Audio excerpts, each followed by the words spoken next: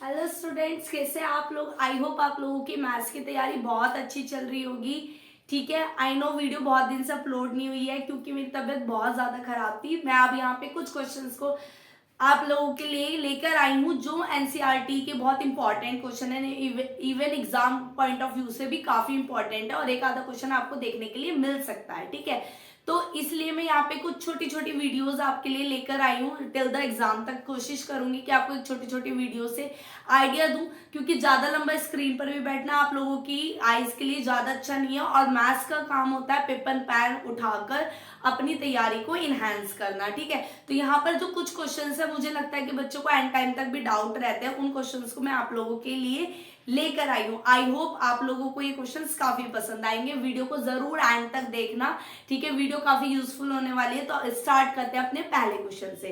ठीक है, तो आपका फर्स्ट क्वेश्चन क्या कहता है, आपने टेंजेंट ड्रॉ करी है सर्कल से। ये आपका सर्कल है, ठीक है, और यहाँ पे आपका सेंटर है O, और आपने ना यहाँ पे एक टेंजेंट ड्रॉ करी है इस तरीके से। ठीक है, टेंजेंट ड्रॉ करी है कहां से, TP और TQ, मतलब ये आपका T है, ये आपका P है और ये आपका Q है।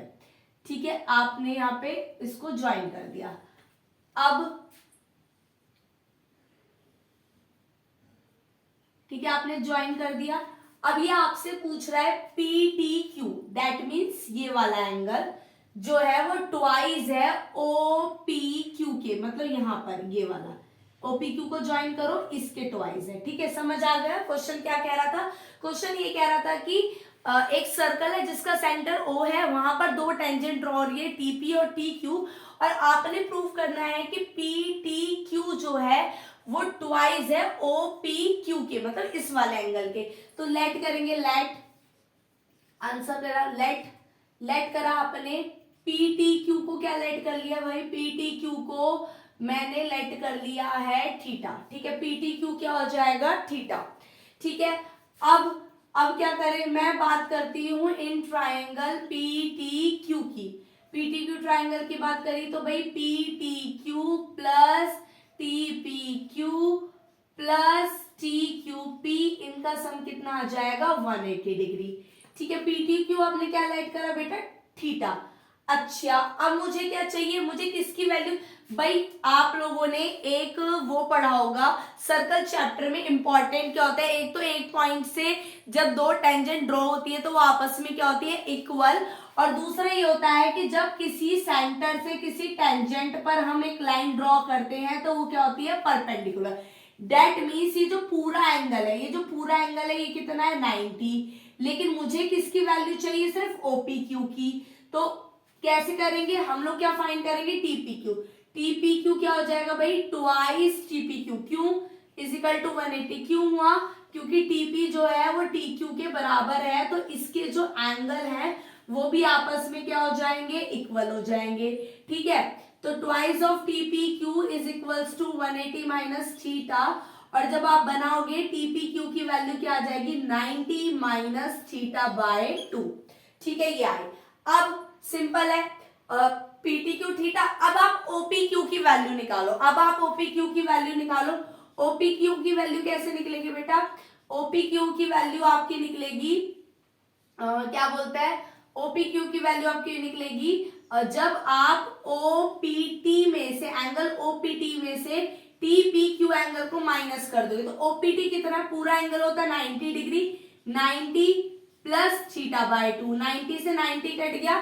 ठीक है, आपका क्या बचा, OPQ equals to theta by 2, और थीटा की वैल्यू क्या है PTQ, और जो ये 2 है ये इधर आ जाएगा और ये इसके बराबर हो जाएगा, जो कि आपको प्रूव करना था। आई होप आप लोगों को ये क्वेश्चन क्लियर हुआ होगा, है ना, बहुत अच्छे तरीके से। ये एक इंपॉर्टेंट क्वेश्चन है, कई बार एग्जाम में हमें देखने के लिए मिल जाता है। ठीक है, तो that is a important question. ठीक है, बहुत अच्छे से इसको, और एनसीईआरटी का एग्जाम्पल भी है, तो एनसीईआरटी तो आप लोगों के लिए इंपॉर्टेंट है ही। तो चलो नेक्स्ट क्वेश्चन करते हैं। तो ये आपका नेक्स्ट क्वेश्चन है जिसमें आपको मीडियन दिया हुआ है, मीडियन 50 है, और आपको P और Q की वैल्यू को फाइंड करना है, और पूरी फ्रिक्वेंसी का जो सम है बेटा वो 90 दिया हुआ है, और आपको मोड ऑफ द डाटा भी निकालना है। ठीक है, तो यहाँ पर दो काम करने हैं, P और Q की वैल्यू निकालनी है और मोड निकालना है। ठीक है, तो मीडियन निकालने के लिए सबसे पहला काम क्या होता है, हमें एक और टेबल ड्रॉ करनी होती है जिसका नाम होता है CF, मतलब क्यूमुलेटिव फ्रीक्वेंसी। कैसे करते हैं, पहले P लिखेंगे, फिर P में ये ऐड करेंगे P प्लस 15, फिर 15 में 25 ऐड करेंगे 40, फिर ये करेंगे तो कितना हो जाएगा 60, फिर P प्लस Q प्लस 60, फिर P प्लस Q प्लस 68, और यहां से आ जाएगा P प्लस Q प्लस 78। ठीक है, अब आप लोगों को पता होता है कि जब हमने एक नॉर्मल मीडियन निकालते हैं तब हम क्या करते हैं, जो क्युमुलेटिव फ्रीक्वेंसी होती है लास्ट में वही नंबर आता है जो पूरी फ्रीक्वेंसी का टोटल होता है। ठीक है, तो इस हिसाब से P प्लस Q प्लस 78 कितना आ जाएगा 90, और P plus Q is equals to कितना आ जाएगा 90 माइनस 78, तो P प्लस Q की वैल्यू क्या आ गई 12। ठीक है, P प्लस Q की वैल्यू क्या आ गई 12 आ गई। अब आपको क्या, आपने P और Q की वैल्यू निकाली तो आपको सबसे पहले मीडियन का काम करना पड़ेगा।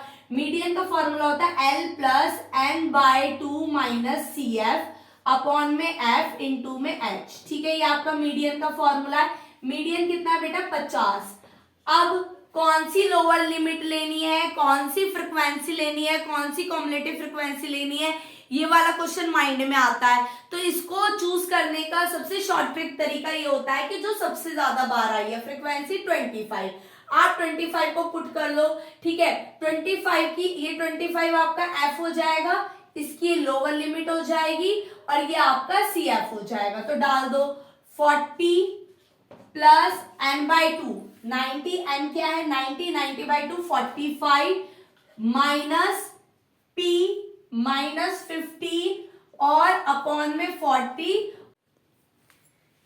यहाँ पे जो हमारा f है वो कितना है 25। जब हम इसको सॉल्व करेंगे तो इसको इधर ले जाओ, 40 को इधर ले जाओ 10, फिर यहाँ पे बचेगा आपका 30 माइनस P अपॉन 25 इंटू में 10।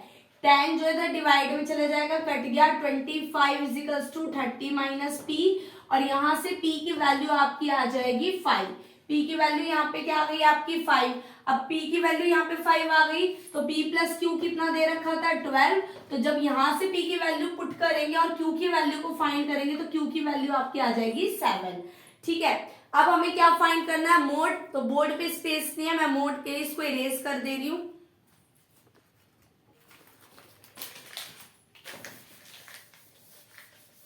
इतना ही होप आप लोगों को समझ में आ गया होगा। इस चैप्टर की अगर आपको प्रैक्टिस करनी है ना, तो प्रैक्टिस के तौर पे आप एक ऐसा क्वेश्चन उठा लो जिसका क्या बोलते हैं मीन मीडियन मोड, तीनों ही चीज आप लोगों को फाइंड करनी है। ठीक है, उससे आपके तीनों के फॉर्मूले क्लियर हो जाएंगे।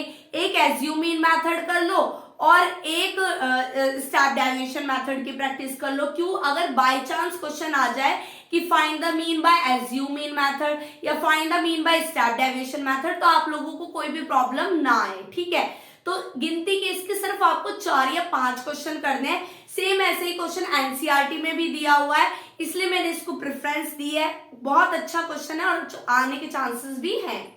ठीक है, अब मोड का फॉर्मूला क्या होता है, मोड का फॉर्मूला फाइंड करेंगे। Mode is equals to L plus ऊपर हमारा आ जाएगा F1 minus f not, F1 minus f not upon में 2F1 minus f not minus F2 और इंटू के H। ठीक है, अब यहाँ पे F1 आप वही ले लो। आपने क्या लेना बेटा, आपने सपोज करो यहाँ 25 उठाया था, तो ये आपका एफ नॉट हो जाएगा, मतलब मॉडल क्लास से प्रीसीडिंग वैल्यू। ठीक है, उसके बाद ये आपका F2 हो जाएगा। बस नॉर्मल पुट कर दो फॉर्मूले में। L कितना है भाई, L लोअर लिमिट है आपकी 40। ठीक है, F1 आपका कितना है 25, एफ नॉट कितना है आपका 15। ठीक है, अपॉन में 25 इंटू 2 कितना हो जाएगा 50 माइनस 15 माइनस 20, और H क्या होता है लोअर लिमिट, वो लिमिट्स के बीच का गैप जो कि 10 दिया हुआ है। ठीक है, 40 प्लस 25 में से 15 करें तो कितना बचा 10। ठीक है, और यहां पर अगर आपने प्लस करा तो कितना आ गया 35, और 50 में से सब्ट्रैक्ट करो 15।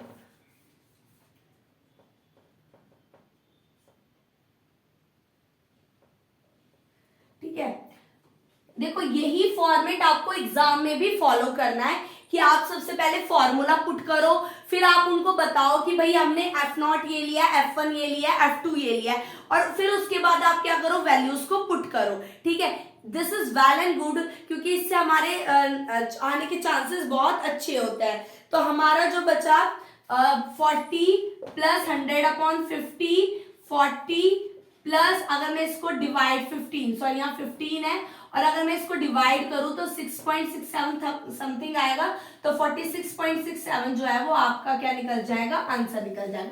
बहुत आराम से सलीके से कैलकुलेशन को करनी है, कोई भी हड़बड़ी एग्जाम टाइम में नहीं मचानी है आप लोगों को। ठीक है, आई होप ये क्वेश्चन क्लियर हुआ होगा। नेक्स्ट क्वेश्चन पे चलते हैं। ये आपका एक और क्वेश्चन है, एक कार्ड आपने ड्रॉन करना है 52 कार्ड से, यहाँ पे कुछ हटाना वटाना नहीं है, टोटल आपके पास जो डेक है वो 52 कार्ड्स की है। ये क्वेश्चन मैं इसलिए करा रही हूँ क्योंकि इस पे नाइदर, एंड और इस तरीके के आप लोगों को जो है वो वर्ड्स देखने को, कंजक्शंस देखने को मिल रहे हैं। तो इस टाइप के क्वेश्चन को हम कैसे सॉल्व करते हैं, तो वही बताने के लिए सिर्फ ये क्वेश्चन को करा है। तो देखो बच्चा, जब भी आपका और आएगा तो आपको दोनों की प्रोबेबिलिटी को क्या करना होता है, ऐड करना होता है। ठीक है, दोनों की प्रोबेबिलिटीज को क्या करना होता है, ऐड करना होता है नोट और वाले में। तो यहां पर क्या पूछा है, फेस कार्ड और ब्लैक कार्ड। आप क्वेश्चन कैसे लिखोगे, प्रोबेबिलिटी गेटिंग ए फेस कार्ड और ब्लैक कार्ड, आपने ये प्रोबेबिलिटी लिखी। ठीक है, तो फेस कार्ड की टोटल फेस कार्ड कितने होते हैं बच्चा आप लोगों के पास, टोटल फेस कार्ड आपके पास होते हैं 12, क्योंकि तीन क्लब में, 3 स्पेड में, 3 हर्ट में, 3 डायमंड में, तो टोटल आपके पास होता है 12। तो 12/52। फिर बोल रहा है ब्लैक कार्ड, तो कितना हो गया 26/52। तो 52 38/52 आपका आंसर आ जाएगा। ठीक है, बी पार्ट में आपसे पूछा है नाइदर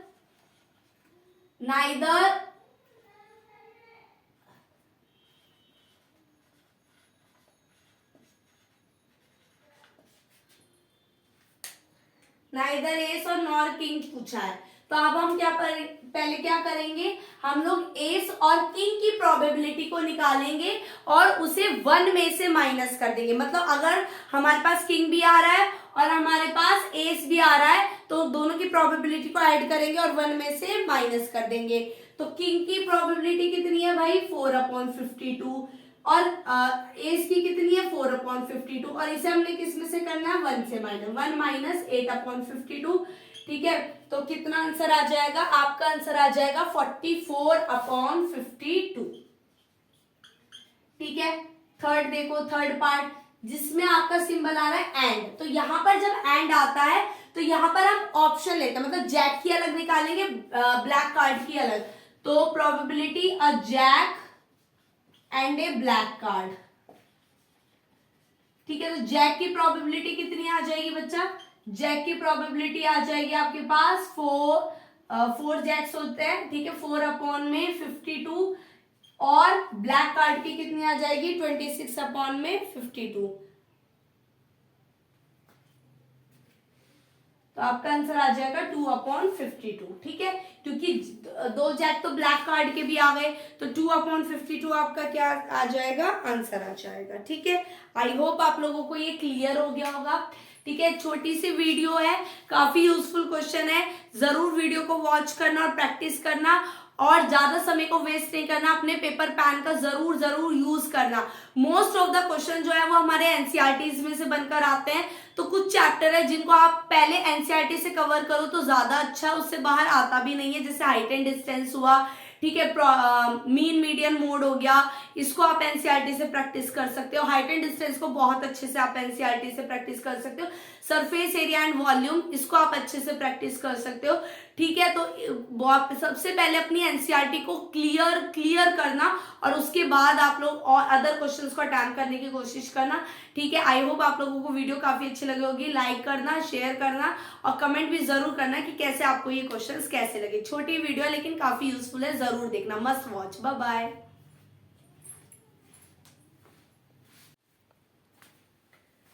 हाय, तो this is your probability question. ये एक प्रोबेबिलिटी का क्वेश्चन है, ठीक है, बहुत इम्पॉर्टेंट है और बच्चों को कई बार इसमें क्वेरीज होती है बिकॉज यहाँ पे हम लोग कार्ड्स की बात करते हैं, ठीक है। तो यहाँ पर क्या है, आपके पास ना आपको ताश खेलना है, ठीक है। ताश आप लोगों ने अपने घरों में देखे होंगे। तो ताश में टोटल 52 कार्ड्स होते हैं, ठीक है। कितने कार्ड्स होते हैं बच्चा? 52 कार्ड्स होते हैं, जिसमें से 26 ब्लैक कलर के, मतलब उसमें ब्लैक कलर का सिंबल होता है, और 26 रेड कलर के होते हैं, डेट मीन्स रेड कलर का, जिसमें से 13 और 13 इस तरीके से डिवाइड हो जाता है, और यहाँ पे 13 और 13 रेड्स कलर में डिवाइड हो जाता है, ठीक है। एक होता है आपका यहाँ पे स्पेड्स, और यहाँ पर आपका होता है क्लब, ठीक है। क्लब का कुछ पान की शेप में होता है यहाँ पे, और यहाँ पे कुछ चिड़ी टाइप बोलते हैं उसको हिंदी में, इस तरह की शेप होती है। यहाँ पर आपके पास डायमंड होता है एक, ठीक है, और यहाँ पर एक आपके पास हर्ट होता है। तो डायमंड की शेप कुछ इस तरीके से होती है और हर्ट की इस तरीके से। बस ये जो शेप्स होती है ना, इन पर कलर होता है ब्लैक कलर का और रेड कलर का, बस, ठीक है। तो 26 ब्लैक होता है, 26 रेड होता है। अगर मैं इनके अंदर बात करूं तो चारों में इक्का होता है, ठीक है। चारों में ही 2 से 10 तक की काउंटिंग के कार्ड होते हैं, 2 से 10 तक की, ठीक है। उसके बाद उसके बाद आप लोगों के पास जैक होता है, आप लोगों के पास क्वीन होती है, ठीक है, और देन आपके पास किंग होते हैं।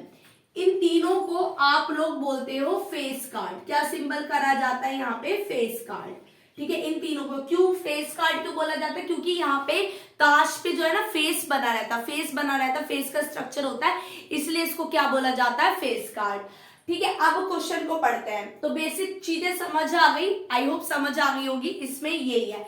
अब क्या है, आपके पास 52 कार्ड है, जिसमें से जैक और किंग किस कलर का? रेड कलर का, ठीक है। क्या इंफॉर्मेशन दी है? जैक और किंग, वो भी रेड कलर के। तो रेड कलर के जैक कितने हुए? 2। किंग कितने हुए? 2। तो 4 कार्ड कुछ रेड कलर के बारे में बोला है। And queen and aces of black colour, black colour के क्वीन, ब्लैक कलर के क्वीन और एसिस, मतलब 4 कार्ड यहाँ पर, ठीक है, वो रिमूव कर दिए गए, हटा दिए गए। मतलब उस 52 डेक में से आपने 4 कार्ड जो है हटा दिए।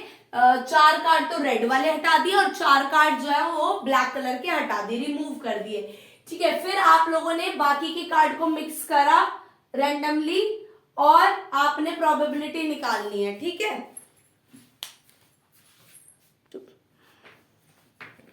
ठीक है, तो क्वेश्चन में क्या कहा था? 52 कार्ड्स में से हमने जैक और किंग हटाए रेड कलर के। तो रेड कलर का जैक हो गए 2, मतलब 4 कार्ड तो आपके रेड कलर के हट गए, मतलब आपके 8 कार्ड जो है ना वो रिमूव हो गए। तो आपके पास अब कितने, पहली बात तो कितने कार्ड बचे? तो 52 में से 8 गए, कितने बचे आपके पास? जो कार्ड बचे हैं 44 कार्ड्स बचे। कितने कार्ड्स बचे? 44 कार्ड्स। अब 44 कार्ड्स में से आपको कार्ड्स को चूज करना है, ठीक है। तो पहला क्या बोला है? Black queen, black queen. तो आप एक बार बताओ, ब्लैक कलर की क्वीन को आप हटा चुके हो, तो ब्लैक कलर की क्वीन आने का तो प्रोबेबिलिटी है ही नहीं, तो कितना आंसर आ जाएगा? 0। सेकंड देखो, एक card of red colour, red colour के कार्ड, तो रेड कलर वाले में से हम लोग जैक को हटा चुके हैं, किंग को हटा चुके हैं, मतलब 2 जैक कट गए थे, जो 2 किंग कट गए थे, 4 जा चुके हैं। तो 26 में से 4 जाएंगे, कितने बचेंगे? 22। 22 अपॉन में 44, ठीक है। तो कट, हाँ, इसको लिखने का तरीका मैं डायरेक्ट लिख रही हूँ, इसको लिखने का तरीका क्या होगा? प्रोबेबिलिटी ब्रैकेट में आप लिखोगे getting a card of red colour, getting a card of red colour, ठीक है। ये आप लोगों ने लिखना है और उसके बाद आपका आंसर आ जाएगा 22 अपॉन में 44, क्योंकि 4 कार्ड, टोटल रेड कलर कितने होते हैं? 26। बार बार बता रही हूँ, टोटल रेड कलर के कार्ड है 26, जिसमें से 4 हम लोगों ने क्या कर दिए? हटा दिए हैं, ठीक है। तो हमारा आंसर आ जाएगा 2 अपॉन में 4, मतलब 1/2 आंसर आ जाएगा, ठीक है। उसके बाद थर्ड वाला, ए जैक ऑफ ब्लैक कलर, तो ब्लैक कलर का जैक, रेड कलर का ही जैक हटा है, ब्लैक कलर का तो जैक मेरे पास है, तो probability getting a jack of black colour, black colour का जैक, तो भैया रेड कलर का तो हट चुका है, केवल ब्लैक कलर के 2 ही बचे और 2/44 हमारा आंसर आ जाएगा, 1/22 इसका आंसर हो जाएगा। ठीक है, अब बोल रहा है फेस कार्ड, फेस कार्ड की प्रोबेबिलिटी बताओ। तो देखो रेड कलर में से तो जैक हट गया, किंग हट गया, तो क्या बचा, केवल क्वीन। तो क्वीन, रेड कलर की क्वीन कितनी है, 2। उसके बाद यहां से क्वीन, ब्लैक कलर से आपने क्वीन हटा दिया तो किंग बचा और जैक बचा, तो दो आपको ब्लैक कलर के जैक बचे, 2 आपको किंग बचे। तो कितने टोटल कार्ड कितने हो गए यहाँ पर, 6। तो आपकी प्रोबेबिलिटी का आंसर आ जाएगा 6/44। ठीक है, जिसका आंसर हो जाएगा 3/22। तो ये क्वेश्चन का फॉर्मेट होता है। सबसे पहले उस क्वेश्चन को अच्छे से रीड करो, अपने कंसेप्ट को क्लियर करो, देखो क्वेश्चन में क्या कह रहा है, उसको बहुत अच्छे से समझो। ठीक है, आई होप ये क्वेश्चन बहुत अच्छे तरीके से क्लैरिफाई हुआ होगा। मैं एक और आपको कार्ड से रिलेटेड क्वेश्चन करा रही हूँ जो बिल्कुल आपको एकदम कट टू कट क्लियर हो जाए इसका कंसेप्ट। ठीक है,